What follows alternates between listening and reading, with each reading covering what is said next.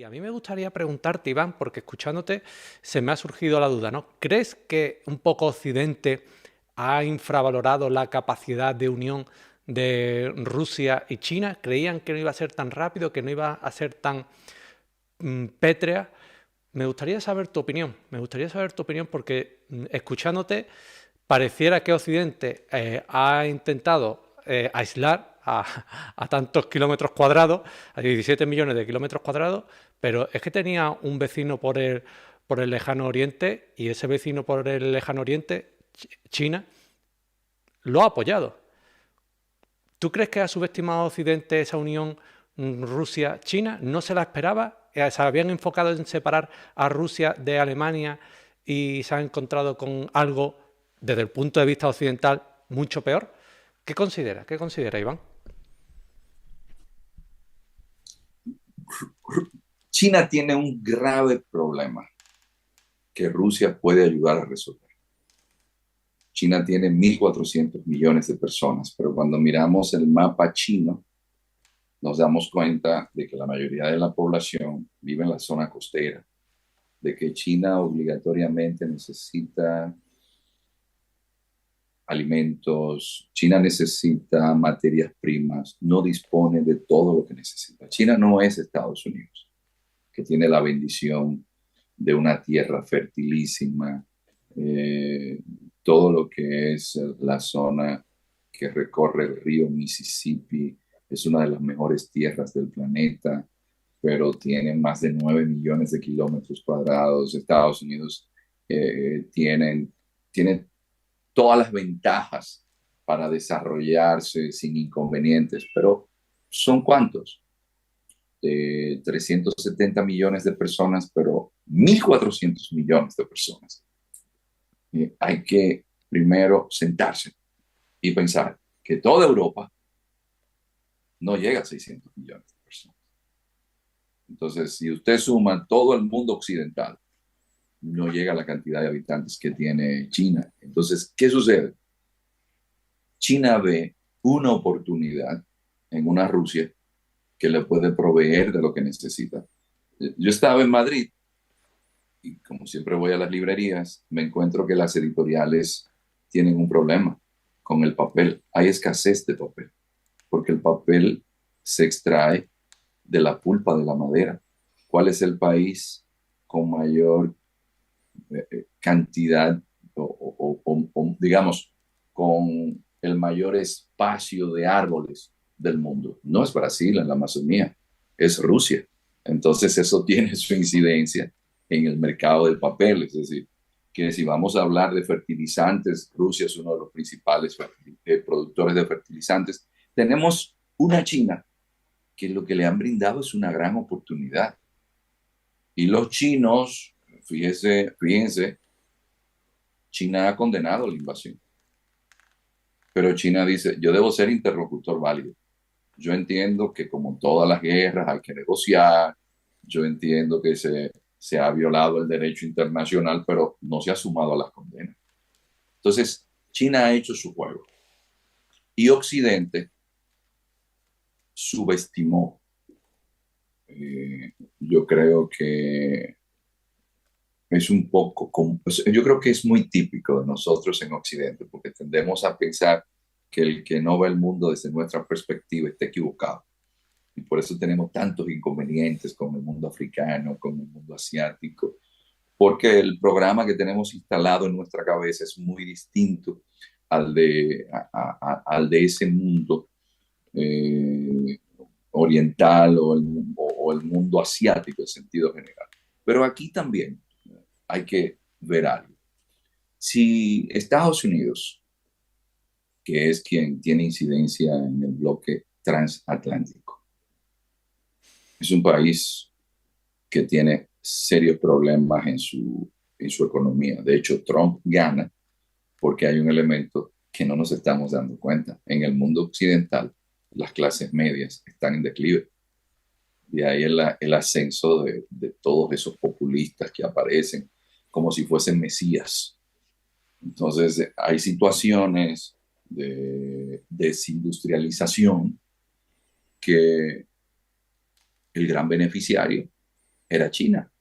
Entonces, lo que hizo Putin con la invasión a Ucrania fue para mí decir, yo me adelanto y aquí yo sé que el problema final del camino es con China, porque la gran amenaza para Estados Unidos no es Rusia, es China. Pero ¿qué sucede? Si en esa unión entre Rusia y China, ¿qué vendría a ser Rusia para China? La retaguardia. Y aquí hay que tomarme más en consideración. Porque si yo dejaba que me ampliaran la OTAN y si yo dejaba a Occidente que hiciera lo que quisiera, y más pasando por alto el nacionalismo ruso, que hay que tomarlo en consideración, yo iba a llegar tarde al escenario. Entonces Putin, que se sintió un poco despreciado porque en un momento dado, desde la administración Obama dijeron que Rusia era un país, y lo dijo la administración Biden, que Rusia es un país que está despoblado, que es un país que lo que hace es exportar materias primas. Entonces el orgullo ruso, el que no conoce la historia rusa, pasa esto por alto. Entonces yo creo que aquí Occidente subestimó lo que podría suceder porque hay una baza que no se está viendo en todo este juego porque es muy complejo. Lo, el rol de Turquía, miembro de la OTAN, pero ¿quién se ha beneficiado de los capitales rusos? Ha dejado Turquía, a pesar de vender drones a Ucrania, de hacer negocios con Rusia. Y es la Turquía de Erdogan la que en toda la planificación estratégica que tiene Estados Unidos en la región es su aliado cercano contra un Irán chiita o por su incidencia en los países que están en la zona. ¿Y qué ha hecho esa Turquía con Erdogan? Ha seguido el referente democrático que nosotros en Occidente hablamos. Fíjense cómo ese actor entra a jugar. Pero otro actor que es un dolor de cabeza para el mundo occidental, que es Irán. Irán es el que le ha estado vendiendo drones también y armamentos, municiones a Rusia también. E Irán es un país que tiene una gran incidencia, no solamente en los Emiratos del Golfo, sino también en Irak, en Afganistán, pero Occidente tomó en cuenta la complejidad a ese nivel que India se iba a pegar a la pared y decir, no, no, no, no, pero esto es una oportunidad para mí. La economía india se está beneficiando de comprarle petróleo a Rusia a un precio barato que le permite crecer más. Entonces, aquí lo que estamos viendo a un Occidente que parece que no hizo sus cuentas muy claras, pero sobre todo cuando se habla de Occidente, tomemos Europa en este caso. ¿Por qué? Porque las cuentas de la guerra con inflación, aumentando sus presupuestos a un 2% en vez de invertirlo en sanidad, que eso es la locura para mí, la demencia de esta guerra absurda, de que en vez de invertir en fracasos que ya tenemos como humanidad, Europa está invirtiendo en comprar armas para una guerra que pudo resolverse en una mesa de negociaciones.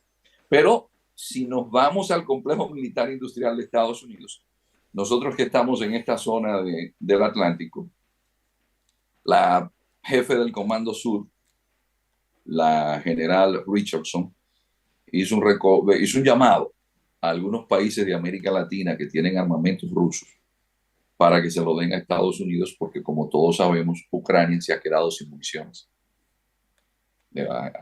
Hay un problema para que Ucrania pueda tener las municiones que necesita. Y países de América Latina le dijeron, mira, yo no puedo dar esas municiones. ¿Qué quiere decir esto? Que ese complejo militar industrial de Estados Unidos le ha ido muy bien.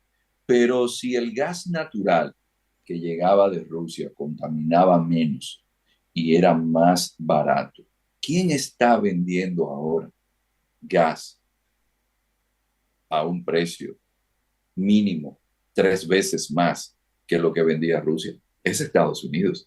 Es decir, cuando vemos el efecto económico, quien más lo está sufriendo en este caso es Europa, sin pasar por alto que para ese complejo militar industrial, que es antidemocrático, no le importa que más de un 65% de los ciudadanos de los Estados Unidos no lleguen a final de mes o que necesiten buscar otro empleo, de que la inflación en Estados Unidos y los costos de la vivienda no le permiten a la gente tener ese nivel de vida holgado, que están atentando contra la clase media. Por eso la frase de Donald Trump, que está haciendo carrera, desde que yo llegue al poder esa guerra se termina, porque yo soy el único presidente que no ha llevado a Estados Unidos a una guerra y esa guerra yo la puedo resolver, porque Trump no pertenece a ese complejo militar industrial. Y creo que para el cálculo del complejo militar industrial, no, pero ¿cuánto dinero hemos hecho vendiendo energía? ¿Cuánto dinero hemos hecho vendiendo armamentos? Que el resto del planeta quede sacrificado en el altar, no el resto del planeta, porque los propios ciudadanos estadounidenses, que ahí está la crueldad de la guerra, están sufriendo esta guerra. Para ese complejo militar industrial no hay inconvenientes. Y creo que podríamos entonces tomar de nuevo las palabras de Eisenhower cuando en su último discurso a los ciudadanos estadounidenses, que siempre lo digo, hay que ver a Eisenhower expresando en la televisión de los Estados Unidos su preocupación porque la principal amenaza para la democracia en Estados Unidos era el complejo militar industrial. Y él, como general y que estuvo en la Segunda Guerra Mundial, podía advertir, y aquí otro elemento importante, del complejo militar, o mejor dicho, de los militares en Estados Unidos han sido más proclives a la diplomacia que los civiles. Desde un principio, los militares, los principales militares de Estados Unidos han estado diciendo, bueno, es que a Rusia no se le va a ganar. Eso lo han planteado. Que no hay forma de que a Rusia se le gane, pero todo el discurso, tanto en la Unión Europea como en distintos medios, es belicista. No quieren llegar ni siquiera a Rusia también, porque Rusia tenga el complejo militar industrial. Es decir, Rusia también es uno de los grandes vendedores de armas en el mundo. Y yo creo que aquí estamos viendo muy nítidamente quiénes son los grandes ganadores de esta guerra.